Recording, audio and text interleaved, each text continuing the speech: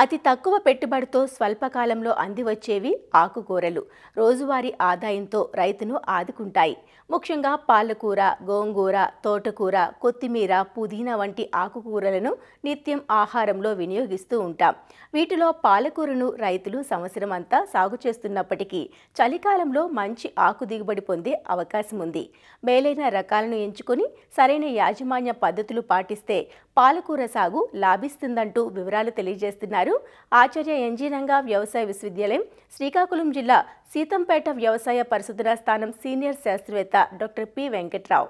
మనకి ఈ మధ్యకాలంలో సాధారణ పంటలతో పాటు అంటే ఫీల్డ్ క్రాప్స్ అంటాం, వాటితో పాటు కూరగాయల పంటలు కూడా ఎక్కువ సాగు చేస్తున్నారు. పాలకూర కూడా ఎక్కువగా శీతాకాలంలో బాగా ఇది పెరగడానికి కూడా బాగా అనుకూలం వాతావరణం, అందువల్ల ఎక్కువగా సాగు చేయడం జరుగుతుంది. ఇక ఈ నేలల విషయానికి వచ్చినట్టుగా సారవంతమైన మురుగునీరు పోయే సౌకర్యం గల నేలలు అయితే బాగా అనుకూలం. అదేవిధంగా రకాల విషయానికి వచ్చినట్టు ఆల్ గ్రీన్ అనే రకము మనకి బాగా ప్రాచుర్యము. కాడలు కూడా ఆకుపచ్చ రంగులో ఉండి ఎకరానికి 6 నుంచి 7 కోతలు వస్తుంది. అలాగే టోటల్గా దిగుబడి చూసుకుంటే ఎకరానికి 5 టన్నులు దిగుబడి వస్తుందన్నమాట. ఇక పోసా జ్యోతి అనే రకం ఏంటంటే ఇది కూడా ఆల్ గ్రీన్ నుంచి అభివృద్ధి చేసిన రకము. ఇది కూడా ఏంటంటే మనకి ఆకులు మందంగా ఉండి పెద్దగా మృదువుగా ఉంటాయి అన్నమాట. దిగుబడికి ఏంటంటే ఇది 19 టన్నుల వరకు దిగుబడి వస్తుందన్నమాట. అంటే ఎందుకంటే సుమారుగా 6 నుంచి 8 కోతలు వస్తాయన్నమాట.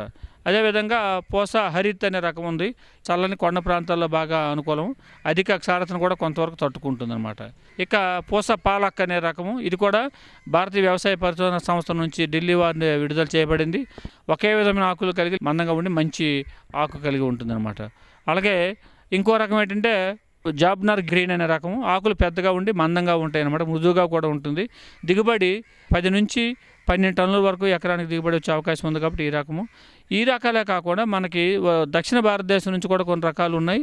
అందులో ముఖ్యంగా ఊటీ 1 అనే రకము. ఇవేంటంటే ఆకులు 40 నుంచి 50 సెంటీమీటర్ల పొడవు, 8 నుంచి 10 సెంటీమీటర్ల వెడల్పు ఉండి 45 రోజుల్లో మొదటి కోతకు వస్తుంది.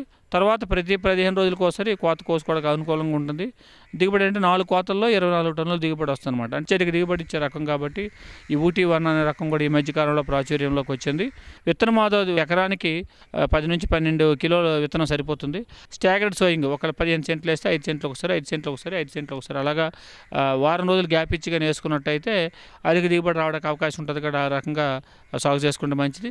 విత్తే దూరం బట్టి చూసుకుంటే వరుసకి మధ్య 20 సెంటీమీటర్లు, మొక్కి మధ్య 10 సెంటీమీటర్లు ఉండేటట్టు విత్తనం వేసుకోవాలి.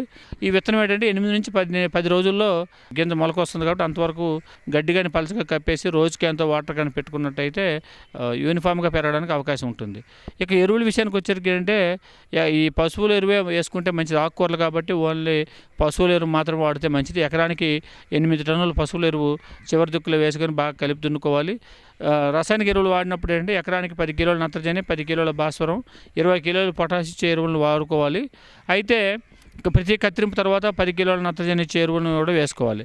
అయితే ఇక్కడ ఏంటంటే ఆకుకూర కాబట్టి రసాయనిక ఎరువులు కాకుండా సేంద్రియ పద్ధతుల్లో కానీ సాగు చేసుకున్నట్టు మంచిది. అందుకని పశువుల ఎరువు మోతాదుని ఇంకా కొద్దిగా పెంచుకొని వేసుకోవాలి.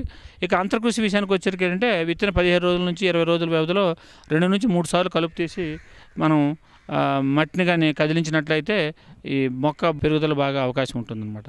ఇక నీటి యాజమాన్య విషయానికి వచ్చేసరికంటే విత్తిన వెంటనే నీరు పారించాలి. తర్వాత వారం నుంచి 10 రోజులకు ఒకసారి భూమిలో తేమను బట్టి నీటిని కానీ పెట్టుకున్నట్టయితే మనకి ఆకులు ముదురాకుపచ్చ రంగులో ఉండి మనకు మంచి దిగుబడి రావడానికి అవకాశం ఉంటుంది.